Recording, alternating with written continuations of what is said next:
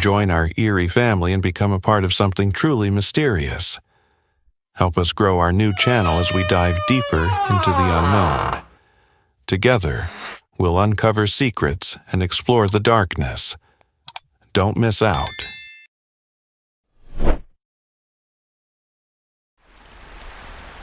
Working the night shift at Bath and Body Works in the mall isn't exactly thrilling, but it pays my bills. Plus, I get a sweet employee discount on all those overpriced candles my mom loves so much. Tonight's been super dead. Like, I've seen maybe 3 customers in the past 4 hours. The mall's about to close, and I'm just chilling behind the counter scrolling through Dr. Nightmare Channel for more creepy stories. My phone buzzes. Unknown number.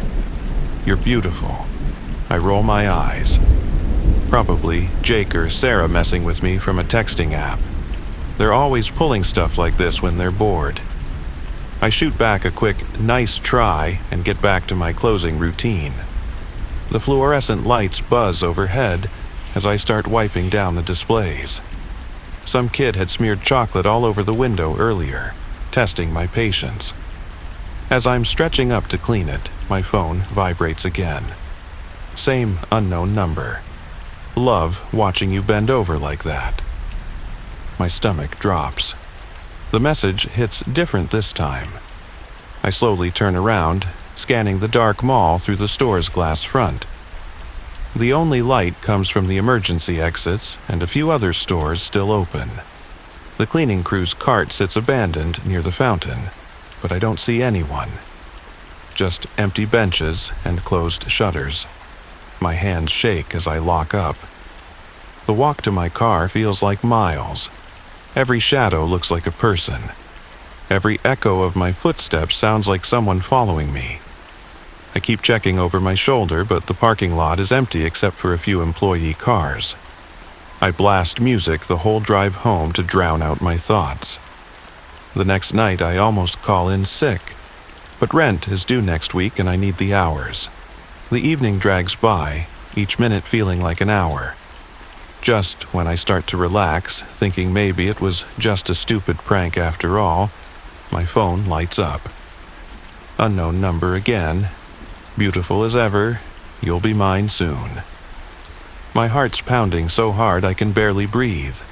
I immediately group text my friends. Okay, which one of you is messing with me? But everyone denies it. Sarah even calls to make sure I'm okay.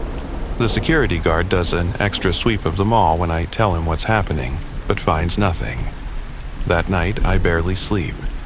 I keep checking my phone, jumping at every notification. The next morning, as I'm getting ready for another closing shift, the message that breaks me arrives. Can't wait to see you tonight. I call my manager right then and quit. No job is worth this fear. No paycheck is worth wondering if tonight's the night someone decides to do more than just watch. They can keep their employee discount and their haunted mall. I'll find somewhere else to work. Somewhere with windows that don't turn into mirrors after dark. Somewhere people can't hide in shadows and watch me without being seen. The messages stopped after I quit. Sometimes I wonder if it was really just someone messing with me. But then I remember how it felt being watched, that skin-crawling sensation of eyes following my every move. Even now, months later, I still check behind me when I'm alone at night. I still block every unknown number that texts me. And I definitely don't work closing shifts anymore. The worst part? Last week, my friend who still works at the mall told me the new girl who took my position just quit. Apparently, she'd been getting weird texts from an unknown number. They started the same way mine did. You're beautiful.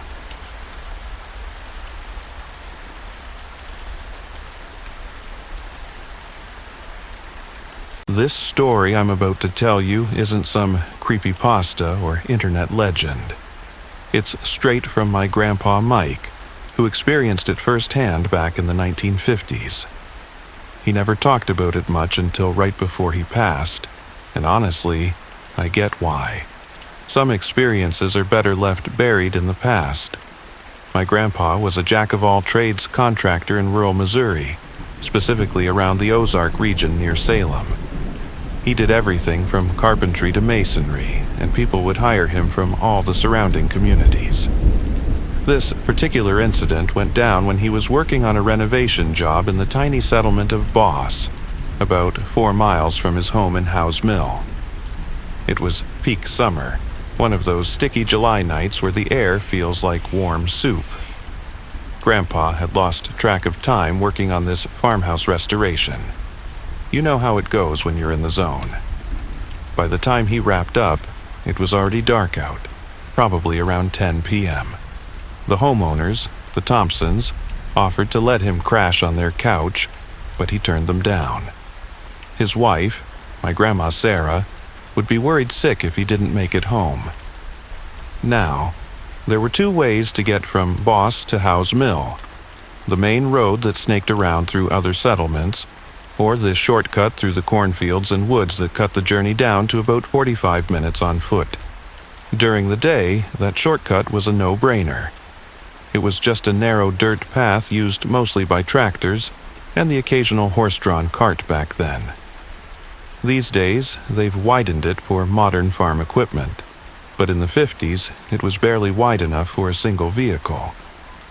Before taking the shortcut, Grandpa stopped to chat with the Miller family, who were hand-shucking corn on their porch.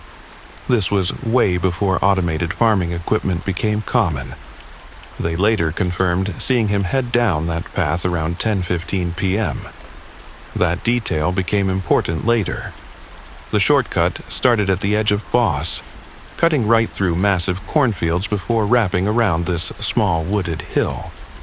About half a mile in, there was this crossroads where the main path continued toward the river, and a smaller trail branched off to the left, hugging the base of that hill before eventually connecting with the roads in Howes Mill. This is where things got weird. Grandpa was just about to turn onto that smaller trail when he heard someone calling his name. But here's the thing. It wasn't a normal call. He described it as impossibly quiet, like a whisper that somehow carried across the empty fields. Picture that for a second.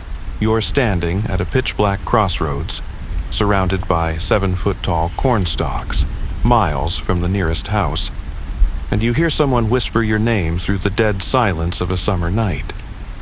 He froze up, obviously freaked out. At first, he tried to rationalize it. Maybe one of his buddies from work was trying to catch up with him. He called out a few times, asking who was there, but got nothing back except cricket chirps and the rustle of corn leaves in the night breeze. Deciding it was just his imagination playing tricks, he picked up his pace and turned onto that narrow trail. This particular stretch was hemmed in by thick hedgerows on both sides, the kind that grow wild and tangled over decades. He'd walked maybe 50 yards when something launched itself onto his back. Now, my grandpa wasn't some scrawny dude. He'd spent his whole life doing hard physical labor. But whatever jumped him was incredibly strong. He tried everything to shake it off, spinning around, grabbing at it, even dropping and rolling on the ground. But this thing just kept clawing and beating at him. The crazy part? He never actually saw what it was, even while wrestling with it. It was like trying to fight your own shadow. In full panic mode, he sprinted toward where he knew the nearest houses would be, screaming his lungs out while this thing continued its assault. Just as he reached the first house in Howes Mill, the presence suddenly vanished. But he didn't stop running until he literally crashed into a search party. Here's where it gets even weirder. That search party? It included my grandma and several relatives who had been looking for him since 1 a.m. When they found him, it was almost 3 in the morning. His clothes were shredded, his back was covered in deep scratches and bruises, and he was in complete shock. The timeline makes 0 sense. Multiple witnesses saw him leave Boss around 10:15 p.m. The walk home should have taken 45 minutes tops, but nearly 5 hours had passed before he showed up in Howes Mill. To this day, no one can explain what happened during those missing hours. The search party had actually already been up and down the main road looking for him. They'd talked to his coworker who confirmed seeing him leave Boss. When they couldn't find him on the main road, they were just about to check the shortcut route when he came running out of the darkness. My grandpa never took that shortcut again, not even in broad daylight. The trail's still there. They've actually widened it for modern farm equipment. But ask anyone who lives in that area about taking the Boss shortcut after dark. Most locals would rather drive an extra hour than set foot on that path at night. I've walked that route myself plenty of times while visiting family, but only when the sun is high in the sky. Even then, something about that crossroads feels off. The corn seems to grow taller there, the shadows a bit darker, the silence a bit deeper. And sometimes, if you listen carefully, you might hear something that sounds like a whisper carried on the wind. But that's probably just my imagination. Probably. I've been working the late shift at the factory in Winchester, Virginia for about 3 years now. The pay is decent, and I've gotten used to the schedule. My name's Mike, and this story is about something that happened to me last summer that I still can't explain. The walk home from work was always peaceful. There's this shortcut through Jefferson National Forest that cuts my commute in half, a well-worn dirt path about 12 feet wide. I'd done this walk hundreds of times before, usually getting home around midnight after my shift ended at 11 p.m. The summer nights were actually pretty nice, with fireflies dotting the darkness and a cool breeze rustling through the trees. That night started like any other. I clocked out at 11, lit up a cigarette, and started my walk home through the forest. The crickets were chirping, and everything felt normal. At first, maybe 5 minutes into my walk, I heard something behind me. Not the usual forest sounds I was used to, this was different. Like something heavy moving through the underbrush, following my path. The sound stopped when I stopped, started when I started. The logical part of my brain said it was probably just an echo or my imagination playing tricks. But then the rustling got louder, more deliberate. I pulled out my flashlight, one of those heavy-duty mag lights we use at work, and swept the beam behind me. Nothing. Just trees and shadows. I picked up my pace, and that's when things got weird. The sounds behind me accelerated too, matching my speed perfectly. Fine, I thought. Let's see what's actually back there. I'm not some scared kid. I've dealt with bears and coyotes before. I spun around quickly, flashlight beam cutting through the darkness, and there it stood, about 30 feet away, a black goat. Just standing there, staring at me with these eyes that reflected my flashlight beam in all the wrong ways. For a second, I almost laughed. A goat? That's what had me spooked. There are plenty of farms around Winchester, so it made sense that one might have wandered off. Then it stood up, not like a goat rearing up on its hind legs. This thing unfurled. It grew taller, its front legs lengthening into something else entirely. The head stayed the same. Those eyes still locked on mine, but everything else was just wrong. I ran. Anyone who says they wouldn't is lying. Behind me, I heard it moving. Not hooves anymore, something else. And then, carried on the wind, I heard my name. Mike ... Not shouted, not whispered, but somehow both at once. Getting closer. I felt it catch up to me, claws or talons or whatever they were dug into my back, my arms, my neck. The pain was incredible, but weirdly, I remember thinking how cold everything felt where it touched me. I had a pocket knife, always carry one for work, and I pulled it out, stabbing backward blindly. Every time I connected, it felt like cutting through ice, but nothing seemed to slow it down. I could see the forest's edge ahead, where it opens up near Old Man Miller's farm. I was almost there when something impossible happened. A rooster crowed.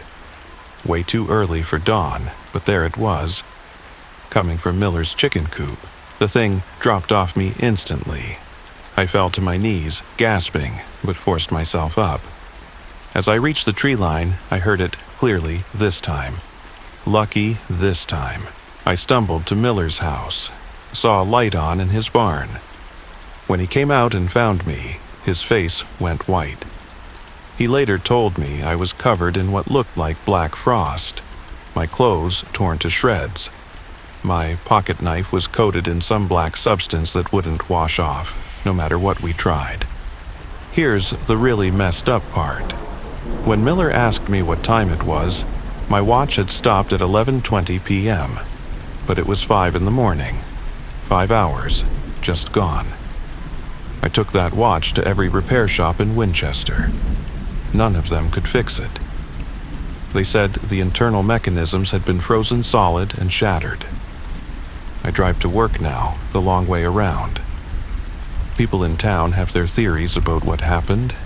Escaped mountain lion, local legends, even the devil himself. I don't know what it was, but every time I drive past that forest at night, I swear I can see something standing at the tree line, watching. And sometimes, when the wind is right, I hear my name.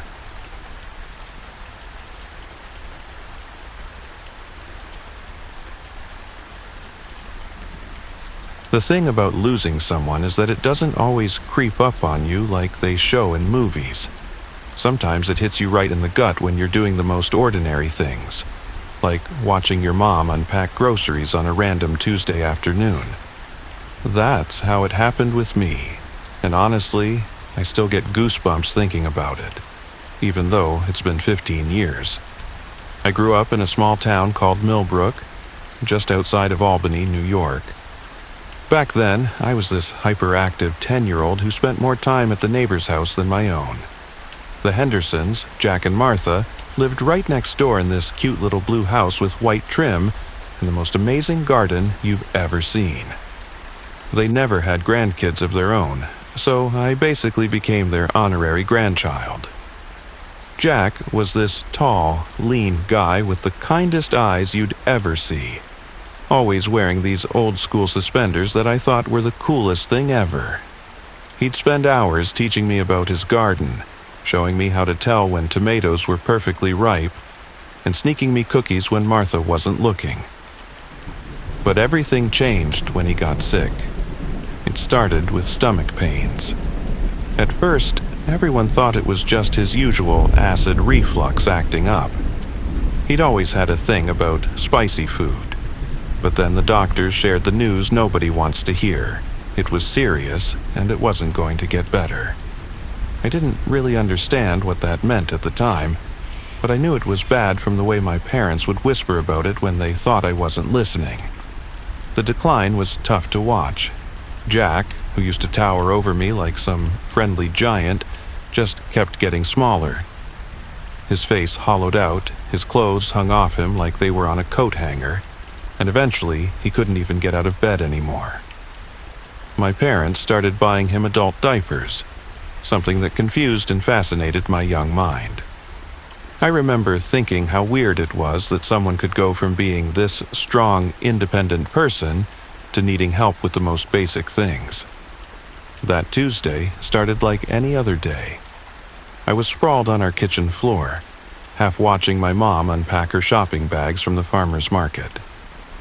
She had this whole system. Vegetables went straight to the sink, fruits in the bowl, and Jack's supplies in a separate bag to take over later. I was mostly focused on this new game on my phone when it hit me. You know that feeling when you're about to get sick, and your whole body just knows it before your brain catches up. It was kind of like that, but different. This wave of something just washed over me. My skin got hot and tingly, like when your foot falls asleep, except it was my entire body. The air felt thick, almost like being underwater, and for a split second, I could have sworn I smelled Jack's garden, that mix of tomato plants and the mint he always had growing by the back door. Without thinking, I blurted out, "Mom, Jack's gone. We don't need those diapers anymore." The words just tumbled out of my mouth before I even realized what I was saying. My mom stopped mid-motion, a package of adult diapers still in her hand, and gave me this look that was half concern, half annoyance. "Don't say things like that," she scolded. But I could see something in her eyes, a flicker of unease. 5 minutes later, and I know it was exactly 5 minutes because I was staring at the clock on the microwave, the phone rang. My mom was still sorting through her shopping bags when she picked it up.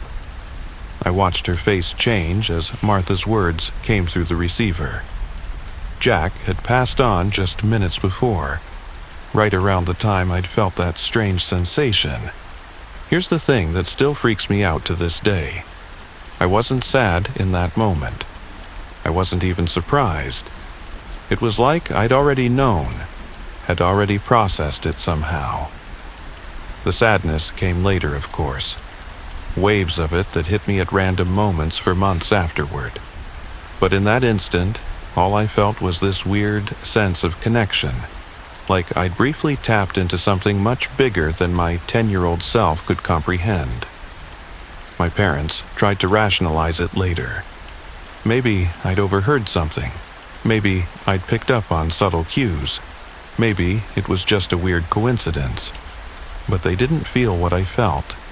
They didn't experience that moment when the boundary between here and beyond seemed to thin out just enough for a message to slip through. I'm 25 now, and I've never had another experience like that. But sometimes, when I'm gardening in my own backyard, I'll get a whiff of tomato plants and mint, and my skin will start to tingle just a little. In those moments, I wonder if Jack is still watching over me, still teaching me about life in his own quiet way. The adult diapers sat in our hallway closet for weeks afterward. Nobody wanted to return them, but nobody wanted to use them either.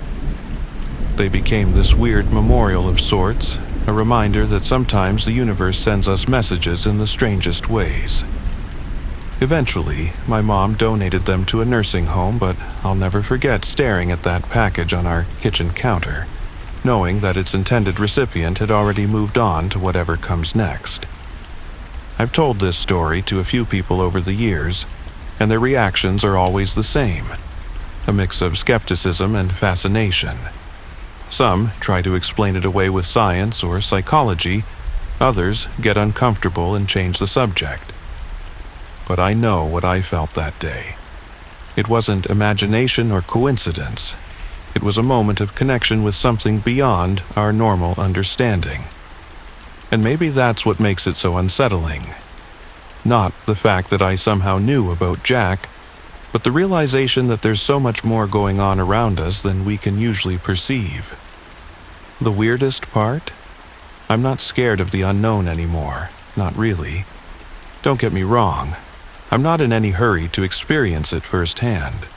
But that moment showed me that when someone leaves us, it isn't just this cold, final thing that happens and that's it. There's something more, something we can sometimes sense but never quite grasp. It's like trying to explain color to someone who's never seen it.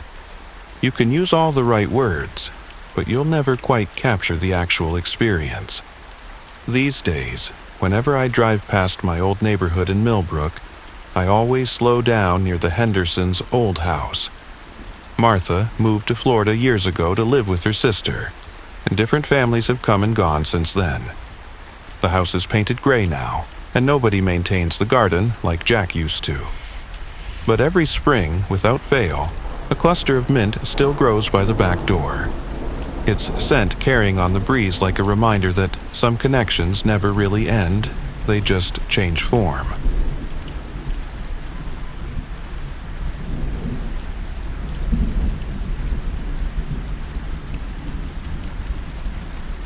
You know those nights when everything feels slightly off? Not wrong exactly, just different? That's how it started for me back in Portland, Maine, during what should have been just another boring Wednesday night in October. My stepdad's kid Tyler was staying over, which was weird because we weren't close. like, at all. He was 14, I was 17, and we barely spoke 2 words to each other at family dinners. But our parents were out of town, and somehow I got stuck with babysitting duty. Tyler crashed early, around 10 p.m., taking the spare mattress in my room. I could hear him snoring away while I stayed up scrolling through TikTok, trying to tire myself out. By 11:30, I finally decided to call it a night. My bedtime routine was always the same. Music playing softly from my speaker, phone set to sleep mode, lights off. The radio was playing some late-night indie playlist, and between that and Tyler's chainsaw snoring, I knew sleep wouldn't come easy. I was lying on my stomach, face half buried in my pillow, when the first tingles started. Just a slight buzz in my left leg, like when your foot falls asleep. No big deal, right? I shifted positions, trying to get comfortable, but instead of going away, the sensation spread to my other leg. The tingles weren't painful, but they weren't normal either. They crept up my calves, into my thighs, like thousands of tiny electric ants marching across my skin. I rolled onto my side, then my back, but nothing helped. The sensation kept spreading, moving into my arms, my chest, until my entire body was buzzing with this weird energy. My heart started racing. I'm a pretty logical person. There had to be a medical explanation. Bad circulation? A panic attack? I thought about getting up, walking it off in the living room. That's when it happened. The force that hit my chest felt like getting tackled by a linebacker, but from the inside out. It wasn't just physical. It was like every atom in my body got punched at the same time. In a split second, I wasn't in my body anymore. I was floating above it, looking down at myself lying there motionless on the bed. You know those out-of-body experiences people talk about? The peaceful floating sensation, the white light? This was nothing like that. This was pure terror. I could see everything. My body below. Tyler sleeping soundly, the soft blue glow of my speaker. But I wasn't peaceful. I was screaming. Screaming so loud my non-existent throat felt raw, but no sound came out. I tried calling to Tyler, begging him to wake up, to help me, but he just kept snoring. That's when I felt it. Something dark latched onto what I can only describe as my soul's spine. It started pulling me up and back, away from my body, toward the ceiling. But ceiling isn't the right word. Above me was nothing but void, a darkness so absolute it made the night look bright in comparison. The force pulling me was impossibly strong, like trying to fight a black hole with your bare hands. I thrashed and struggled, trying to see what had me, but every time I turned to look, the darkness seemed to shift, staying just out of sight. It wasn't just black, it was anti-light, consuming everything around it. I fought with everything I had, but it was like fighting the ocean. This thing, whatever it was ancient, powerful, patient. I got the distinct feeling it had done this before, many times, and would do it again long after I was gone. The scariest part, I sensed it was toying with me, like a cat playing with its food before the kill. Just when I thought I couldn't fight anymore, when the void was starting to feel almost welcoming, everything reversed. The force released me, and I plummeted back toward my body. The sensation of returning was like diving into a pool of ice water, but from every direction at once.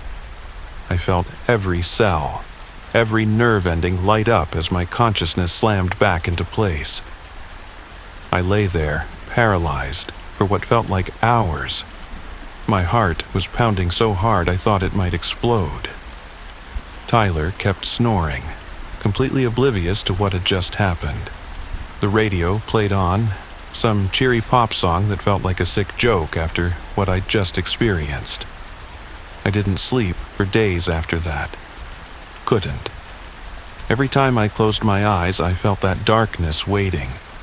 My parents thought I was on drugs when they got back. I looked like death warmed over, jumping at shadows, downing energy drinks just to stay awake. I tried telling a friend once, but the words felt hollow, inadequate. How do you describe a force that defies physics, that breaks the rules of reality itself? It's been almost 5 years now. I've moved away from Portland, gone to college, started a life.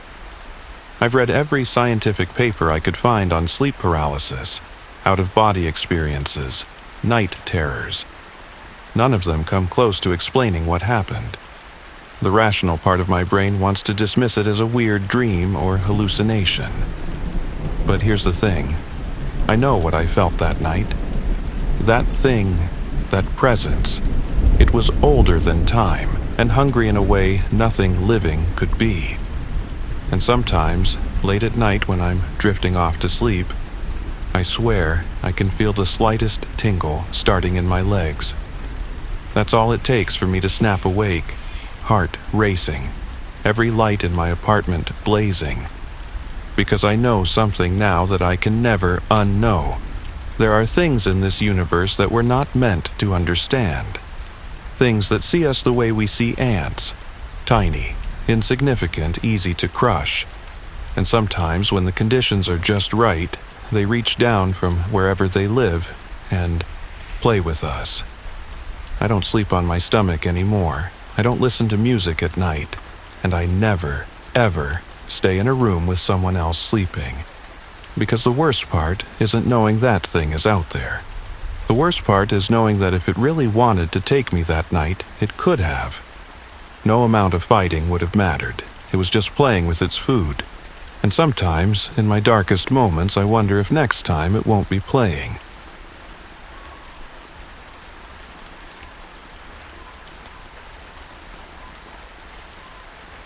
I never thought I'd be sharing this story online, but what happened to me a few months ago in Portland, Maine, still keeps me up at night. For real, every time I think about it, my skin crawls and my heart starts racing like crazy. It was around 11 p.m. on a super cold January night, and I was lying in my bed scrolling through Dr. Nightmare Channel for more horror stories, trying to distract myself from thinking about Jake. We'd been having issues for weeks, barely texting each other, and the silence was killing me. The whole situation sucked because we lived in different cities.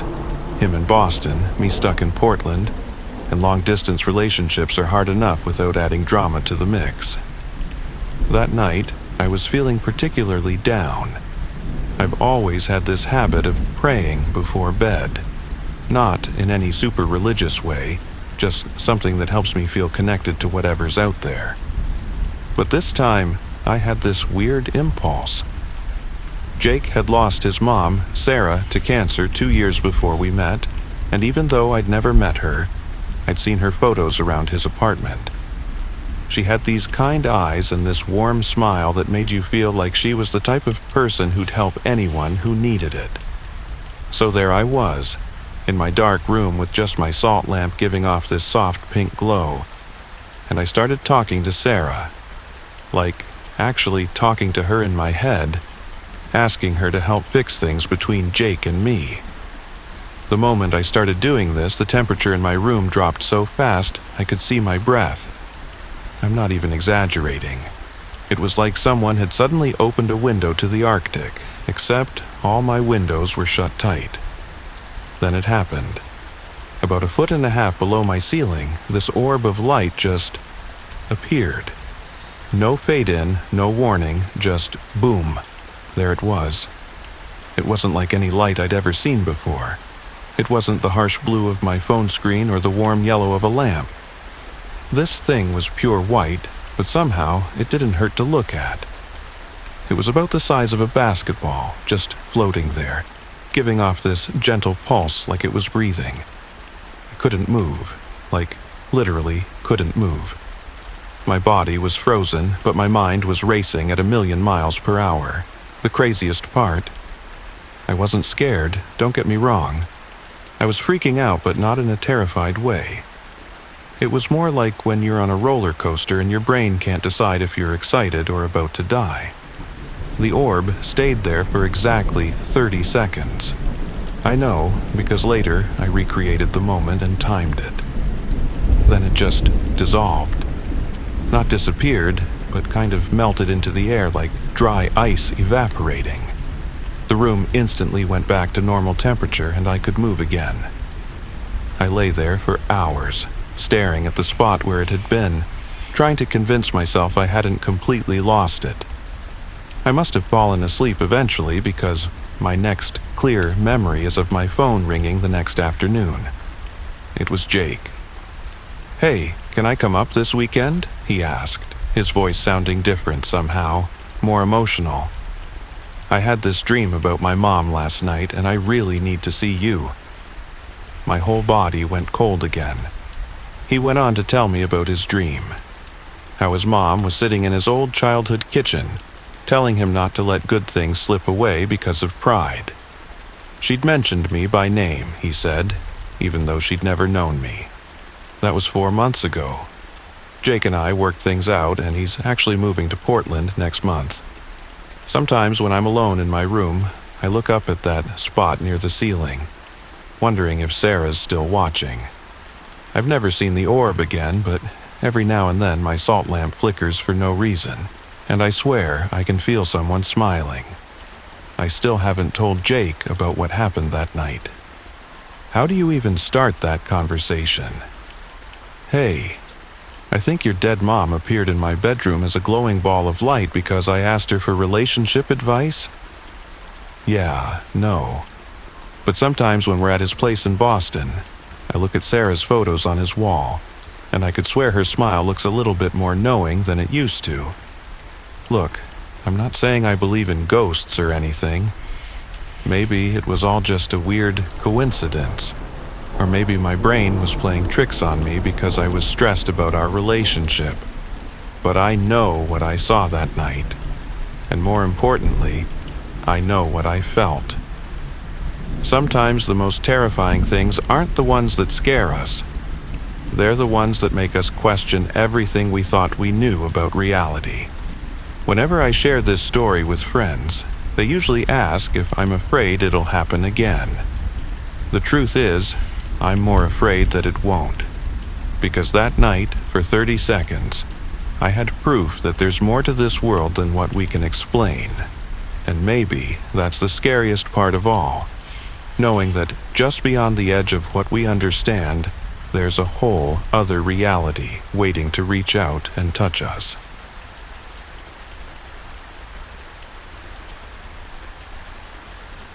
I never wanted to write this down, but my therapist thinks it might help, whatever.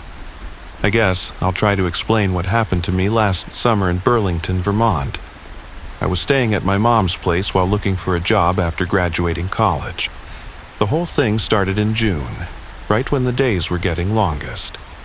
That morning, I woke up way earlier than usual. The sun was just starting to come up, painting my room in this weird grayish light. At first, everything seemed normal. You know how sometimes you wake up and just lay there for a bit? That's what I was doing. But then I tried to roll over and check my phone. I couldn't move, not even a finger. My whole body felt like it was being pressed down into the mattress by something incredibly heavy. The pressure was everywhere. My chest, my legs, my arms. The only things I could move were my eyes and my mouth. But when I tried to scream for help, no sound came out. It felt like someone was covering my mouth with their hand, pressing down hard enough that I could barely breathe. My brain went into full panic mode. The rational part of me was saying, "Chill, Sarah. It's just sleep paralysis. You've read about this stuff online." But there was another part of me, a more primitive part, that was absolutely certain there was something in the room with me, something that shouldn't exist. Eventually, it passed. I sat up gasping, drenched in sweat, but otherwise fine. I convinced myself it was just a weird one-time thing and tried to forget about it. Spoiler alert, big mistake. Fast forward to August. The second episode hit me exactly the same way. Early morning, first light creeping in through my windows. This time, I recognized what was happening right away, but that didn't make it any less terrifying. The weight was back, pressing me down. But something was different. The pressure felt more specific, like I could feel individual body parts, knees digging into my thighs, elbows pressing against my shoulders, fingers wrapped around my throat. The hand over my mouth was back too, but this time I could feel distinct fingers pressing against my lips. That's when something in me snapped. If I could move my mouth enough to try screaming, then maybe. I bit down, hard. I don't remember what happened next. 1 second I was biting down on what felt like very real, very solid fingers, and the next thing I knew, I was waking up to my mom shaking me. She looked scared, which wasn't like her at all. "Sarah, what happened to your arm?" I looked down and nearly threw up. My right arm, from my shoulder all the way down to my bicep, was covered in bite marks, deep ones, the kind that break skin. Some of them were still bleeding. I tried to play it cool, laughing it off as some weird combination of night terrors and sleep paralysis. "I must have bitten myself trying to wake up," I said. But even as the words left my mouth, I knew that was impossible. Some of the bites were in places I couldn't possibly reach: the back of my shoulder, the side of my neck. Mom insisted I show her all the marks. When she saw the ones on my neck, she went pale. "Sarah, you couldn't have done this to yourself. It's physically impossible." That's when the reality of what happened really hit me. Those bites, they were human. Not animal bites, not self-inflicted wounds. Human teeth had made those marks. And the scariest part? When I looked at them closely in the mirror, I could see that some of them were facing different directions. Like whatever had bitten me had moved around my body while I was paralyzed. Mom made me sleep in her room after that. We bought security cameras, changed the locks, even had a priest come bless the house. Mom's idea, not mine. Nothing showed up on the cameras. The police said there were no signs of forced entry. The bite marks eventually healed, leaving behind these weird crescent-shaped scars that I still have. I stayed in Mom's room for 6 months straight. Never had another episode. Eventually, I moved out, got my own place in Boston.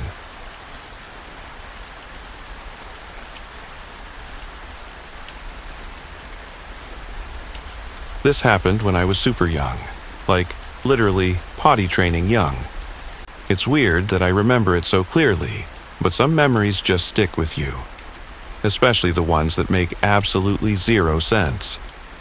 This one's definitely in that category. I was staying at my grandma's farmhouse in rural Vermont. It was one of those massive family gatherings where everyone shows up: aunts, uncles, cousins, the whole circus. The house was packed, and being a toddler who'd just started potty training, I needed to go. Like, really needed to go. My mom could tell I was getting anxious about using the bathroom with all these people around. Back then, I had this little pink plastic potty that went everywhere with us. Instead of making me use the crowded bathroom inside, she took my potty outside and placed it right by the front door. The sun was just starting to set, creating this weird golden purple light across the fields. You know that time of day in summer when everything gets quiet and sort of strange? Yeah, that's when this went down. After I finished my business, TMI I know, but it's important to the story, I tried to get back inside. The door was right there, maybe 2 feet away, but something was off. I reached for the handle, and that's when it started. At first, it felt like someone had tied an invisible rope around my waist and was slowly pulling me sideways. The force wasn't violent or aggressive. It was steady, patient, like it had all the time in the world. I grabbed onto the edge of the door frame, where the white paint was all chipped and worn from years of people brushing past it. The pull got stronger. My feet started sliding across the wooden porch. Not like I was being dragged, more like I was standing on ice and something was tilting the whole world sideways. I turned my head to look behind me, expecting to see, I don't know what I was expecting. A ghost? A monster? Some creepy dude? But there was nothing there, just the empty porch stretching into the growing shadows. The force kept getting stronger. My feet actually left the ground, like I was in some messed up anti-gravity chamber. My little body was almost horizontal to the ground, held up only by my death grip on that doorframe. The weird thing is, I didn't feel any hands or claws or anything solid touching me. It was more like being caught in a current of air, except the air was thick and had a purpose. I started screaming. Not the normal toddler tantrum kind of screaming, but the kind that comes from pure terror. You know that feeling when you're having a nightmare and you try to scream but nothing comes out? This was the opposite. Everything came out. The door flew open, and there was Uncle Mike, probably expecting to find me hurt or something. The moment, and I mean the exact moment, he appeared, everything stopped. The pull vanished like someone had flipped a switch. I dropped back to my feet so suddenly I almost fell over. I was shaking and crying, trying to explain what happened, but how do you explain something like that when you're barely old enough to form complete sentences? Everyone chalked it up to an overactive imagination, or me being dramatic. Classic adults, right? They gave me some juice and cookies, and the conversation moved on to whatever boring stuff adults talk about.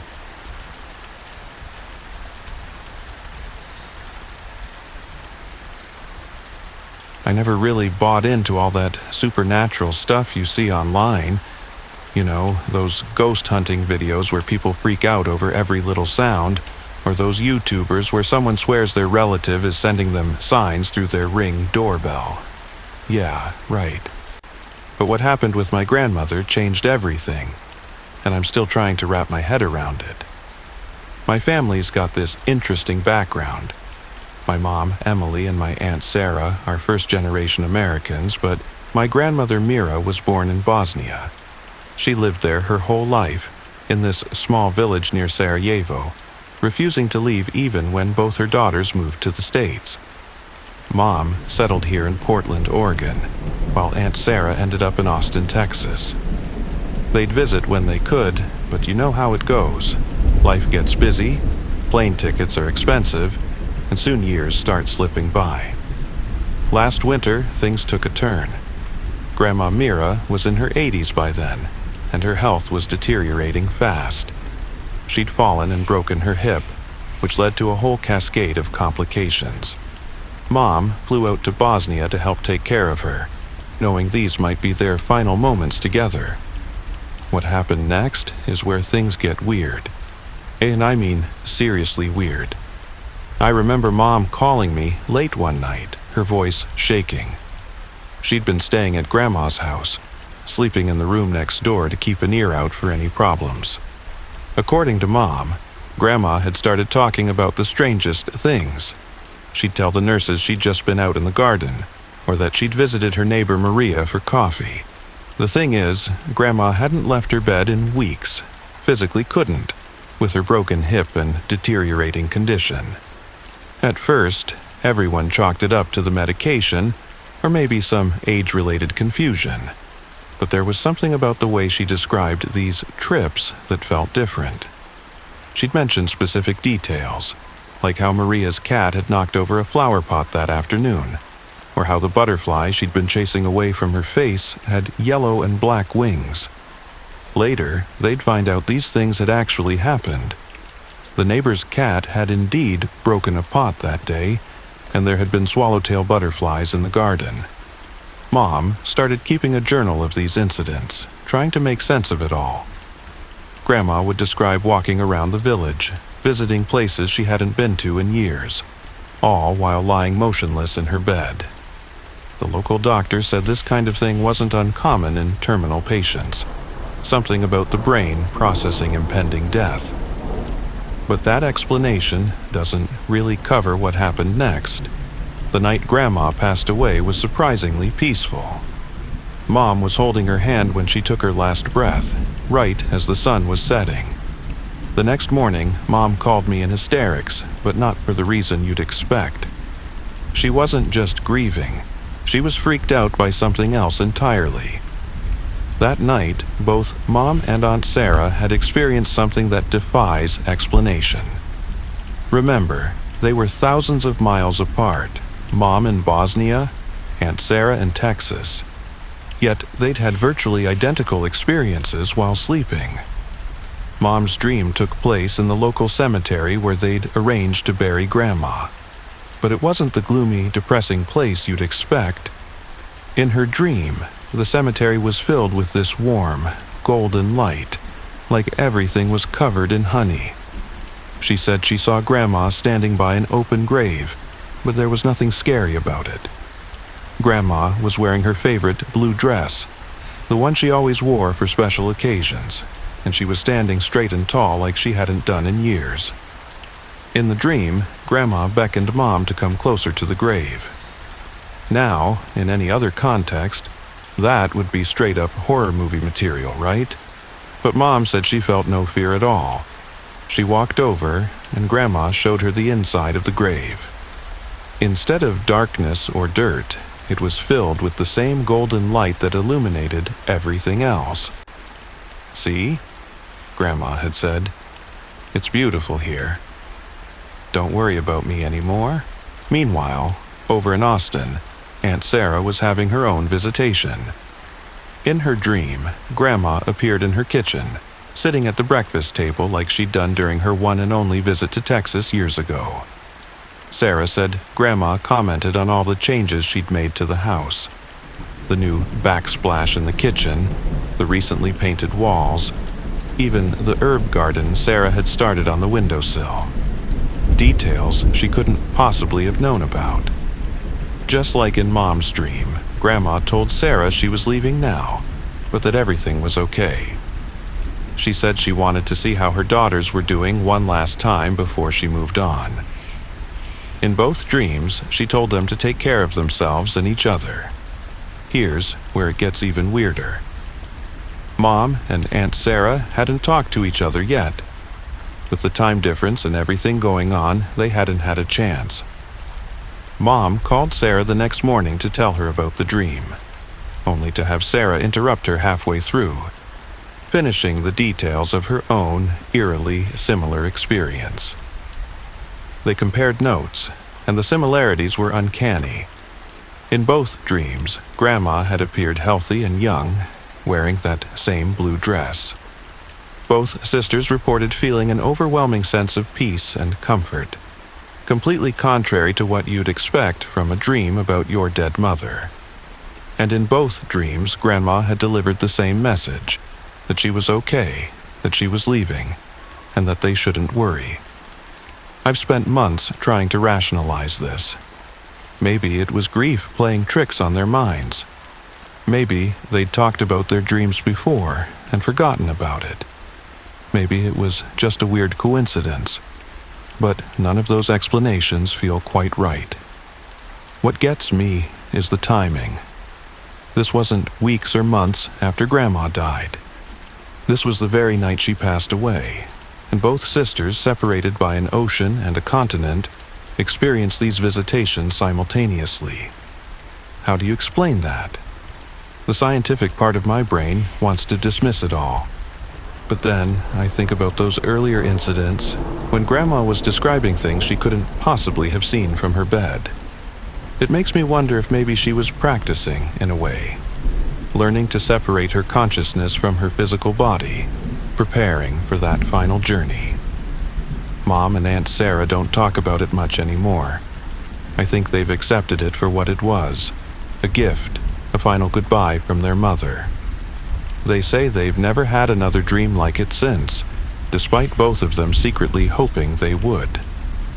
one final lesson from beyond the grave, that love doesn't stop at death, and goodbye doesn't always mean forever.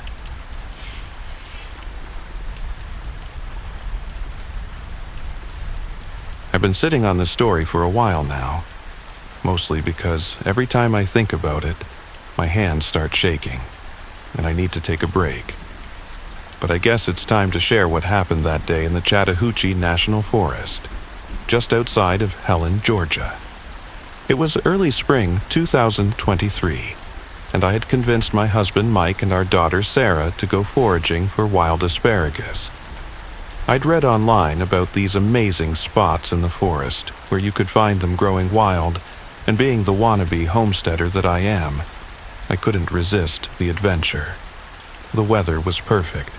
One of those crisp Georgia mornings where the sun hits just right through the trees and makes everything look like it's glowing. We parked our truck at this little gravel lot near an old hiking trail. There weren't any other cars around, which should have been my first indicator that something was off. I mean, it was a beautiful Saturday morning. Where was everyone? But hey, more asparagus for us, right? Mike suggested we'd cover more ground if we split up. He took Sarah with him towards this sunny clearing he spotted, while I headed deeper into the woods where the ground looked more fertile. The forest was thick with pine trees and old oaks, their branches creating this weird maze of shadows on the ground. The further I walked in, the more the outside world seemed to fade away. At first, everything was normal. I was focused on searching the ground, getting excited whenever I spotted something green poking through the leaves. But then came that sound. It wasn't loud, just this soft rustling behind me, like someone dragging their feet through dead leaves. When I turned around, the rustling stopped immediately. The forest was completely still, not even a breeze moving through the branches. I tried to rationalize it. Probably just a deer, or maybe one of those armadillos we sometimes see around here. But something felt wrong about the silence. It was too perfect, too sudden. I went back to foraging, but now the rustling started again, closer this time. The sound had a rhythm to it, almost like footsteps, but not quite right. Like something was trying to imitate walking, but couldn't quite get it right. Again, I spun around. Again, absolute silence. This pattern continued, but each time the rustling would get louder and closer. It was playing with me. The worst part? Every time I turned, I could feel eyes on me. Not like when you're being watched by a curious animal. This felt intelligent, calculated. The hair on the back of my neck stood up, and my skin got that weird electric feeling you get when you're in serious danger. The forest had changed too. The shadows seemed darker, more solid somehow. The trees looked wrong, like they were bending inward, creating this tunnel effect around me. That's when I noticed something that made my blood run cold. There were no bird sounds anymore. No insects buzzing, nothing. Just that rustling whenever I moved. I started walking faster, trying to head back the way I came. The rustling matched my pace. I walked faster still, it kept up. My heart was pounding so hard I could hear it in my ears. That's when I saw it, just at the edge of my vision. Something tall and dark, moving between the trees. Not walking, but gliding, like a shadow coming unstuck from the ground. I ran like I've never run before, screaming Mike's name at the top of my lungs. The thing behind me was moving too. I could hear it crashing through the underbrush, not even trying to be quiet anymore. The sound it made wasn't natural. It was like static mixed with this low, wet breathing. Somehow, I made it back to the clearing where Mike and Sarah were. The moment I burst out of the tree line, all the normal forest sounds came rushing back. Birds, wind, everything. Mike looked at me like I was crazy, covered in sweat and shaking. Sarah just pointed at my jacket and asked why it was all torn up. I hadn't even noticed, but the back of my jacket was shredded. like something with claws had been trying to grab me. We left immediately, and I haven't gone foraging since. Mike thinks I had some kind of panic attack, that maybe I got spooked by a bear or something. But he didn't see the way the shadows moved that day. He didn't feel what was watching me. I've done some research since then, looking into local folklore and history. Turns out there have been other stories about that part of the forest. Hikers going missing, people experiencing lost time, weird sounds being recorded by paranormal investigators.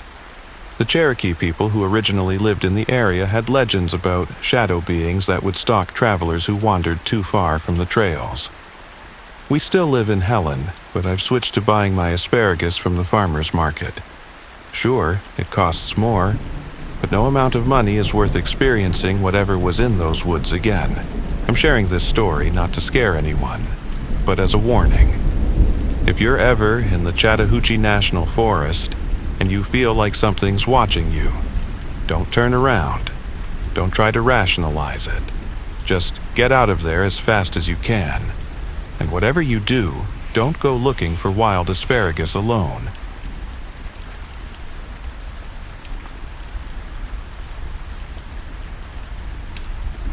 Growing up in Salem, Massachusetts hits different when you've seen things that shouldn't exist. I'm talking about experiences that make your blood run cold and your mind question everything you thought you knew about reality.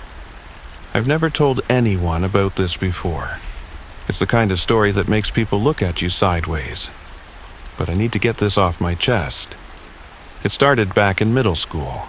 I was hanging out with my best friend Ashley after class one fall afternoon. The New England weather was getting chilly, and the leaves were just starting to turn that perfect shade of orange.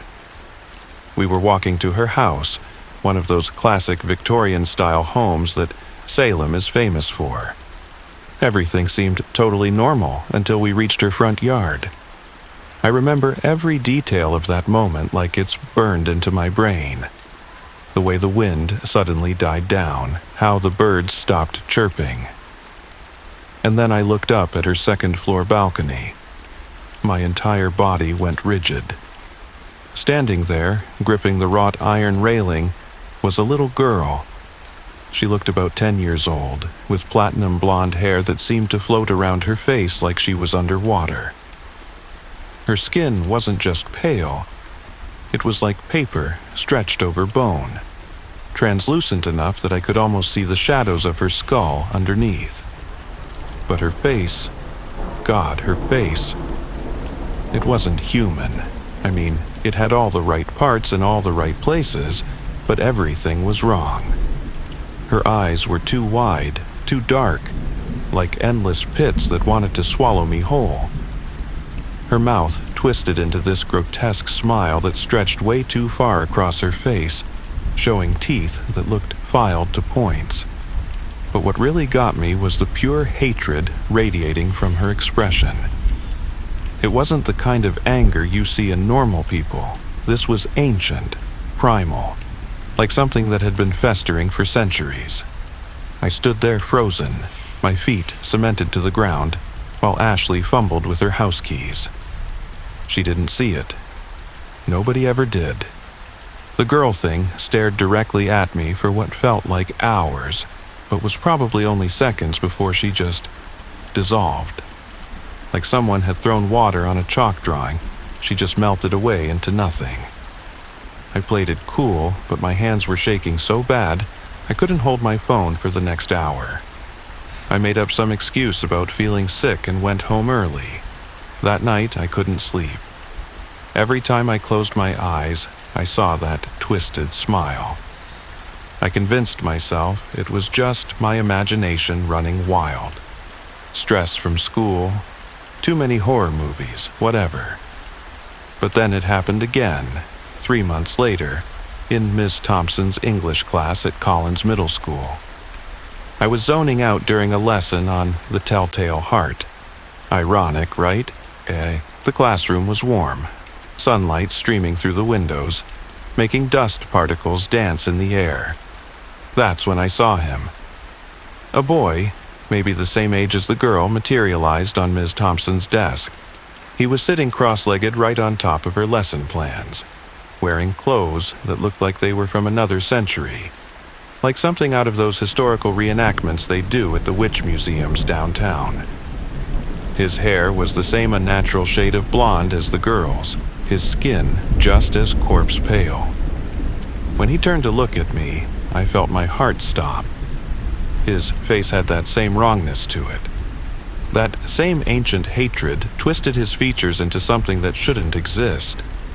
His eyes were black holes, his mouth a jagged tear across his face, but this time he didn't just stare.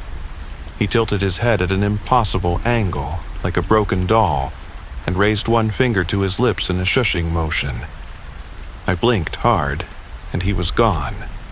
Just vanished, leaving nothing behind but the lingering sensation of being watched. Here's the thing about Salem. Everyone jokes about the witch trials and the haunted history. There are ghost tours on every corner, people dressed up in period costumes year-round, and tacky witch merchandise in every shop window. But when you see something truly supernatural, something that defies explanation, you realize all those tourist traps are just playing pretend. I've done research since then, spent countless hours in the local library's historical archives. I found old newspaper clippings about children disappearing during the witch trial era, about mysterious figures seen in windows and doorways. Some accounts describe exactly what I saw: pale children with horrifying faces, appearing and disappearing without explanation. I still live in Salem, but every time I pass a house with a balcony, I can't help but look. And I can't help but wonder, are they watching me too? Are they waiting for something? And what happens when they decide they're done waiting?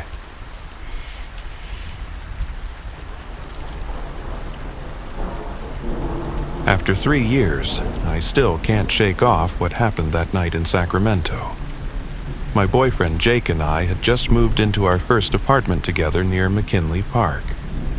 It was nothing fancy, just a basic one-bedroom on the second floor of an old Victorian house, but it was ours. That October night started like any other. The fall weather had finally kicked in, and we were just chilling in bed, watching some random Netflix show.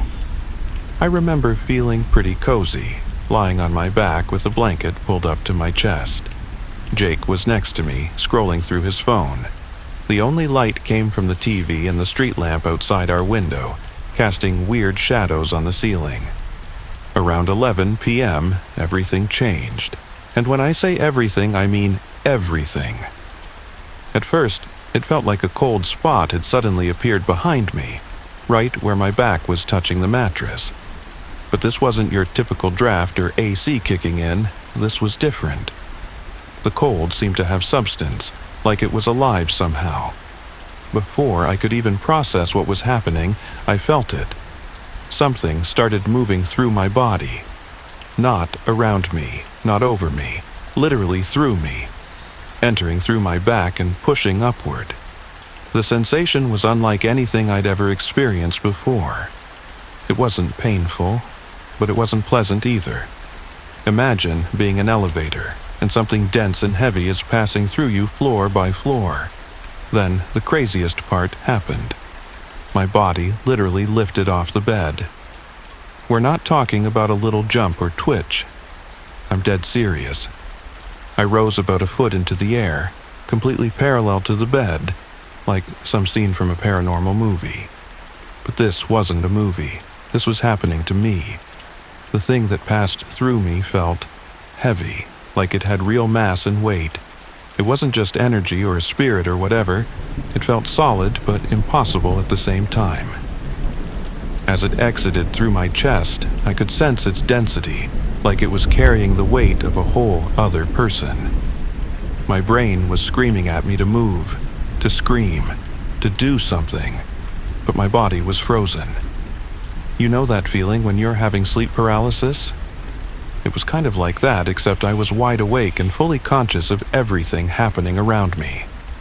When I finally dropped back onto the mattress, the silence in the room was deafening. The TV was still playing, but it felt like all other sounds had been sucked out of the world. I couldn't even hear my own breathing. My heart was pounding so hard I thought it might burst out of my chest, which, given what had just happened, felt like a real possibility. I slowly turned to look at Jake, terrified of what I might see on his face. Was I going crazy? Had I imagined the whole thing? But before I could say anything, he spoke first. His face was pale, and his eyes were wide with shock. "Something just came out of you," he said, his voice barely above a whisper. "I saw it." That confirmation made everything so much worse. Because now I knew for sure. This wasn't a muscle spasm, or sleep paralysis, or my imagination running wild. Something supernatural had literally used my body as a gateway, passing through me like I was some kind of human doorway. We didn't sleep that night. How could we? We sat up until sunrise, backs against the headboard, jumping at every little sound. We Googled similar experiences, looked up the history of our building, tried to find any logical explanation for what had happened, but nothing we found came close to explaining it. The weirdest part? Nothing like this has ever happened again. No cold spots, no lifting off the bed, no entities passing through me. The apartment never felt haunted before or after that night. It was like whatever it was just needed to pass through at that specific moment, using me as some kind of cosmic shortcut. We still live in the same apartment. Sometimes I lie awake at night, staring at the ceiling, wondering about what exactly happened that night. Was it a ghost? A glitch in reality? Some kind of interdimensional being? I'll probably never know. But one thing's for sure, I never lie on my back in bed anymore. Just in case whatever it was decides it needs to pass through again. Jake doesn't like talking about it, but sometimes I catch him watching me when we're in bed, like he's making sure nothing's about to happen. I get it. How do you process something like that? How do you go back to normal after experiencing something that shouldn't be possible? I've read about near-death experiences, about people seeing spirits or having out-of-body experiences. But this was different. This wasn't about seeing or feeling something supernatural. This was about being used by something supernatural. Like my body was just a convenient passage for whatever that thing was. 3 years later, and I still get goosebumps thinking about it. Sometimes when I'm alone, I can almost feel that cold spot again, that weight passing through me. But maybe that's just my mind playing tricks on me. At least that's what I hope it is. Because the alternative, that whatever it was might come back, well, that's not something I want to think about. I don't expect anyone to believe this story. Hell, if someone had told me this before it happened, I probably wouldn't have believed them either. But it happened. It was real. And somewhere out there, whatever passed through me that night is still existing, doing whatever it does, maybe even looking for its next human doorway.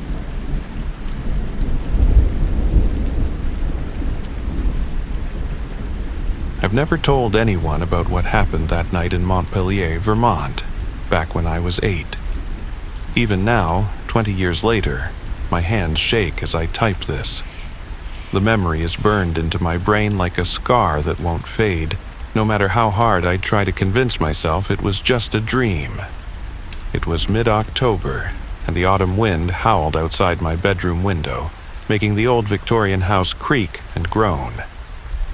My parents had bought it for a steal, probably because no one else wanted to live in a place where the floorboards randomly squeaked at 3 a.m. and the lights flickered even after multiple electricians said everything was fine. That night, I woke up suddenly, like someone had yanked me out of sleep. The digital clock on my nightstand showed 3:33 a.m., its red numbers casting an eerie glow across my Barbie dolls and stuffed animals. The air felt different, heavy and cold, like being underwater. And then I saw it. A figure stood by my bed, so tall its head nearly touched the ceiling. It wasn't just dark, it was like a piece of the night sky had been cut out and shaped into a human form. No features, no face, just an endless void wrapped in what looked like a flowing cloak made of shadows. In its hands it held an ancient-looking book, massive and bound in what appeared to be black leather, with strange symbols etched into its spine that seemed to shift and change whenever I tried to focus on them. The being started reading from the book. Its voice, God, that voice. It wasn't sound exactly, more like words being carved directly into my brain. Each syllable felt like ice-cold needles piercing my thoughts. I couldn't understand the language, but somehow my mind translated the meaning, showing me visions of what was to come. I saw myself growing up, but it wasn't the happy future most kids dream about. I saw endless hospital corridors, the beeping of machines, tears streaming down faces I didn't recognize yet. I saw myself standing alone in a graveyard, watching them lower my mom's casket into the ground when I was 16. I saw the car crash that would leave my best friend Emily paralyzed our senior year. I saw the addiction that would nearly destroy me in college, the abusive relationship that would leave me with scars both visible and hidden. The visions kept coming, each one worse than the last, until I couldn't take it anymore. I screamed, but no sound came out. The shadow had stolen my voice. I tried to move, but my body was frozen, forced to witness the parade of horrors that would define my life. Then, as suddenly as it appeared, the figure closed the book with a sound like thunder. It leaned down, bringing its featureless face close to mine. Where its mouth should have been, a void opened up, and in a voice that sounded like 1,000 whispers speaking at once, it said, "Knowledge is your curse now." When I blinked, it was gone. Sunlight was streaming through my window and my mom was shaking me awake for school, worried about the dark circles under my eyes. I never told her what happened. How could I? The worst part. Everything I saw that night started coming true. Mom's cancer diagnosis came exactly as I'd seen it. Emily's accident happened on the same rainy night I'd witnessed years before. The addiction, the relationship, all of it played out like scenes from a movie I'd already watched. I'm writing this now because last night, for the first time in 20 years, I woke up at 3:33 a.m. The air felt heavy and cold, and I could swear I heard the sound of ancient pages turning in the dark. I don't want to look up from my keyboard. I can feel it standing behind me, that same book in its hands, ready to show me what horrors the next 20 years will bring. Sometimes I wonder if that night in Montpellier changed me fundamentally, if having knowledge of your fate is itself a kind of curse. I've spent my whole life watching these predestined moments unfold, powerless to change them, carrying the weight of foreknowledge like chains around my neck. The doctors call it anxiety. The therapists call it trauma. But I know the truth. Sometimes fate chooses you as its audience, and all you can do is watch the show, knowing that every scene was written long before you were born, in a book held by hands made of shadows.